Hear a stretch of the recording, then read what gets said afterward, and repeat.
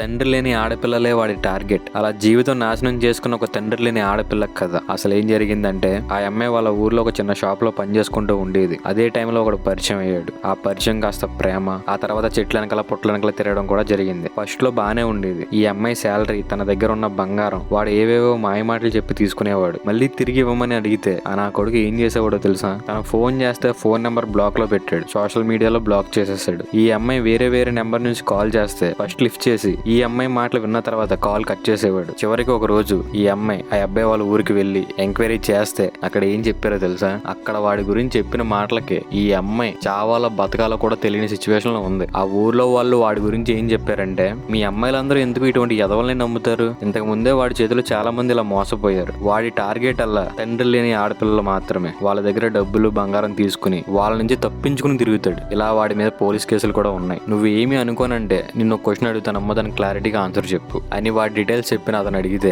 పర్లేదండి అడగండి నేను చెప్తాను అని చెప్పేసి ఈ అమ్మాయి అంది. మీరేం ఫిజికల్ అవ్వలేదు కదా అని అడిగితే ఈ అమ్మాయి షాక్ లో ఉండి ఈడండి ఇలా అడుగుతున్నాడు అని చెప్పి అతని వైపు చూసింది. ఆన్సర్ ఏం చెప్పలా, ఎందుకంటే ఈ అమ్మాయికి తెలుసు ఏం చేసింది ఏం చేయలేదని. ఇలా ఎందుకు అడుగుతున్నారండి అని అడిగితే అతను ఏం చెప్పాడో తెలుసా? వాడికి హెచ్ఐవి ఉంది, నువ్వేం తప్పు చేయలేదు కదా అని చెప్పేసి అడిగాను. ఏం తప్పుగా అనుకోకమ్మా అని చెప్పేసి అన్నారు. ఈ మాట విన్న తర్వాత ఆ అమ్మాయి ఫ్యూజులు ఎగిరిపోయింది. ఈ ట్విస్ట్ విన్న తర్వాత నా మైండ్ పోయింది. ఇప్పుడు ఈ అమ్మాయి పరిస్థితి ఏంటి? ఇటువంటి నా కొడుకుల్ని ఏం చేయాలి? మీరైతే ఏం చేస్తారు? ఈ అమ్మాయిలలో చాలా మంది మోసం చేసి వదిలేసి వెళ్ళిపోయే వాడిని నమ్ముతారు, అవునా కాదా? కామెంట్ లో రాయండి. ఇటువంటి అమ్మాయిలకి దేవుడు వాళ్ళ తల్లిదండ్రులు తీసుకెళ్లిపోయి చాలా అన్యాయం చేశాడు. ఒకవేళ నీ జీవితంలో లేదా తల్లిదండ్రులు లేని వాళ్ళు ఎవరైనా ఉంటే కొంచెం జాగ్రత్తగా చూసుకోండి. ఎందుకంటే వాళ్ళని మోసం చేసాం అనుకో, వాళ్ళ ఉసురు మన జీవితాంతం తగులుతుంది. జాగ్రత్తగా ఉండండి. మంచిది.